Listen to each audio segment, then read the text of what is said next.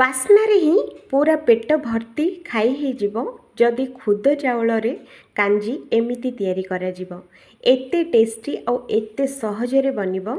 ହପ୍ତାହକୁ 5ରୁ 6 ଥର ତ ନିହାତି ବନେଇଦେବେ। ଏଇ ରେସିପି ଆଗରେ ଆମିଷ ବି ପୁରା ଫେଲ୍ ହେଇଯିବ। ଆଉ ଥରେ ବନେଇଲା ମାତ୍ରେ ବାରମ୍ବାର ତିଆରି କରିବା ପାଇଁ ଇଚ୍ଛା ହେବ। ଯଦି ଏଇ ମଜାଦାର ରେସିପି ଦେଖିବା ପୂର୍ବରୁ ଭିଡ଼ିଓକୁ ଗୋଟେ ଲାଇକ୍, ଚ୍ୟାନେଲଟିକୁ ନିହାତି ସବସ୍କ୍ରାଇବ୍ କରନ୍ତୁ। ଆମର ଭିଡ଼ିଓ ଅପଲୋଡ଼ ହେଲା ମାତ୍ରେ ସବୁଠାରୁ ପ୍ରଥମେ ଆପଣ ଭିଡ଼ିଓ ଦେଖିବା ପାଇଁ।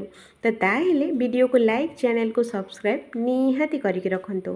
ତ ଆସନ୍ତୁ ଦେଖିବା କେମିତି ଏ ଖୁଦ ଚାଉଳରେ କାଞ୍ଜି ବନାଯାଏ, ପୁଣି ଅତି ସହଜରେ ଆଉ ଅଧିକ ଟେଷ୍ଟି ଠାରୁ ଅଧିକ ଟେଷ୍ଟି ହିସାବରେ। ତ ୟା ପାଇଁ ବିଲକୁଲ ବାହାରୁ କିଛି ଜିନିଷ ବିଲକୁଲ ଦରକାର ନାହିଁ, ଘରେ ଥିବା ଜିନିଷରେ ବନିବ। ତ ଆସନ୍ତୁ ବନେଇବା। ପ୍ରଥମେ ଏଇଠି ମୁଁ କିଛି ପରିବା ନେଇଛି। ଏଇଠି ଦେଖନ୍ତୁ ଗୋଟେ ମୂଳା ନେଇଛି, ଆଉ ଗୋଟେ ଟମାଟୋ ନେଇଛି, ଆଉ ସଜନା ଛୁଇଁ ଦୁଇଟା ନେଇଛି। ଆଉ ମୂଳା ସଜନା ଛୁଇଁକୁ ଭଲ ଭାବରେ ଆକୁ କାଟିକି ଧୋଇ ଦେଇଛି। ତ ଏଇଠି ଦେଖିପାରୁଥିବେ।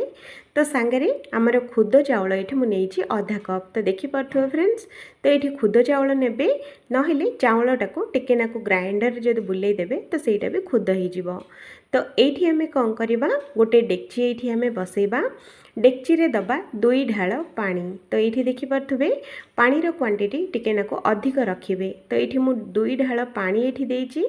ଆଉ ପାଣିଟା ଦେଇ ସାରିଲା ପରେ ଆମର ଯେଉଁ ଖୁଦ ଚାଉଳ ଯେଉଁ ରହିଲା, ତ ସେ ଚାଉଳଟା ଏଇଠି ଆମେ ଧୋଇ ଦେଇକି ଚାଉଳଟା ଏଇଠି ଆମେ ଦେଇଦେବା।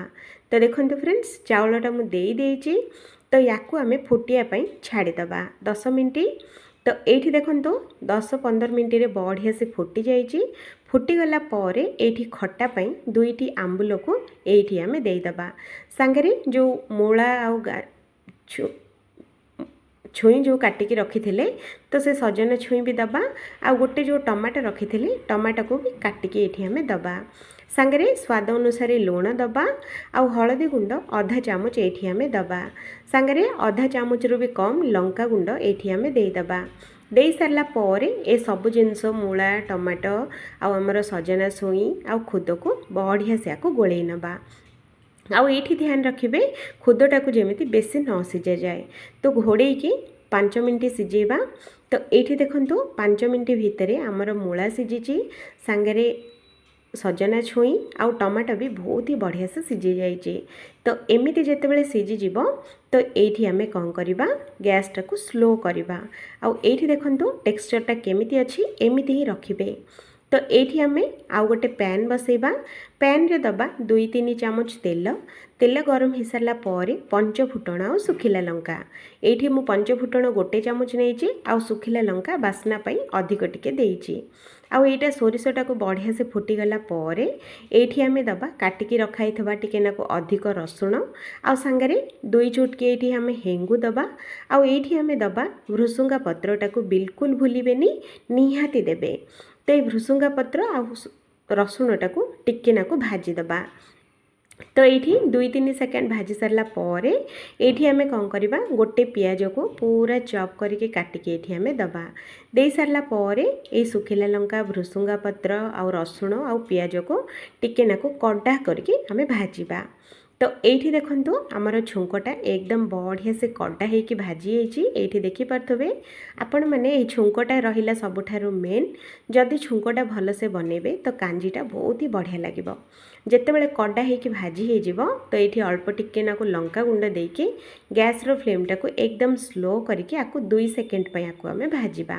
ଭାଜି ସାରିଲା ପରେ ଧନିଆ ଗୁଣ୍ଡ ଅଧା ଚାମଚ ଏଇଠି ଆମେ ଦେଇକି ଆଉ ଥରେ ଭଲସେ ଆମେ ଆକୁ ଗୋଳେଇ ନେବା। ତ ଦେଖନ୍ତୁ ଏମିତି ଗୋଳେଇ ସାରିଲା ପରେ ଏଇଠି ଗ୍ୟାସ୍ର ଫ୍ଲେମ୍ଟାକୁ ବିଲକୁଲ ବି ହାଇ ରଖିବେନି। ଏ ଛୁଙ୍କଟା କଲାବେଳକୁ ସ୍ଲୋ ଫ୍ଲେମ୍ରେ ହିଁ ରଖିବେ। ଆଉ ଯେତେବେଳେ ବଢ଼ିଆ ସେ ଛୁଙ୍କଟା ହେଇଯିବ, ତ ଗୋଟେ ଗିନାରେ ନେଇକି କାଞ୍ଜି ଅଳ୍ପ ଟିକେ ନାକୁ ଏ ଛୁଙ୍କ ଦିହରେ ଆମେ ପକାଇ ନେବା। ଆଉ ଛୁଙ୍କଟାକୁ ଭଲସେ ଆମେ ଏମିତି ଗୋଳେଇ ନେବା। ଗୋଳେଇ ସାରିଲା ପରେ ଆମର ଫୁଟୁଥିବା କାଞ୍ଜିରେ ଏଇ ଛୁଙ୍କଟା ଆମେ ଦେଇଦେବା। ଦେଇ ସାରିଲା ପରେ ଆକୁ ଭଲରେ ଥରେ ଏମିତି ମିକ୍ସ ଦେଇଦେବା। ତ ଦେଖନ୍ତୁ ଫ୍ରେଣ୍ଡସ୍, ଏମିତି ଭଲସେ ଆକୁ ଏମିତି ଗୋଳେଇ ନେବେ। तो ये देखु एतिक जो पानिया अच्छी तो यहाँ टिके नाकु ठंडा हो सारा पर आउ टिके नाकु भी बहलिया हो तो से स्टार्टिंग रू ही टिके नाकु जदि पानिया रखिए तो बेटर। तो गैस टाको बंद कर सारा पर ये आम कौन करवा धनिया पत्र देकी या भल से थरे गोले नवा। तो ये देखो फ्रेंड्स आमर कांजी एकदम रेडी। खुद चाउल कांजी एमिति थरे बनैकी देखंतु आपन को बहुत ही पसंद आसीबो। जदि पार्टी को डालमा कि डाली रुचुनी तो एमिति थरे बनैकी देखंतु बिना भोकरे भी 2 थाली भात आराम से खाई हो जिवो। निहाती थरे बनातु आउ रेसिपीटा केमिति लागिला कमेंट करबा बिल्कुल भी भूलिबेनी। तो आउ थरे देखा हबो आउ गोटे नुआ आउ गोटे फ्रेश वीडियो रे। से पर्यंत ए रेसिपी निहाती बनातु निजे खातु फैमिली को खुआतु समस्ते पूरा खुशी हो जाए। जदि डाली डालमारू जदि बोर हो जाउछंती तो एमिति केबे केबे ट्राए करंतु समस्त को बहुत पसंद आसीबो। जय जगन्नाथ।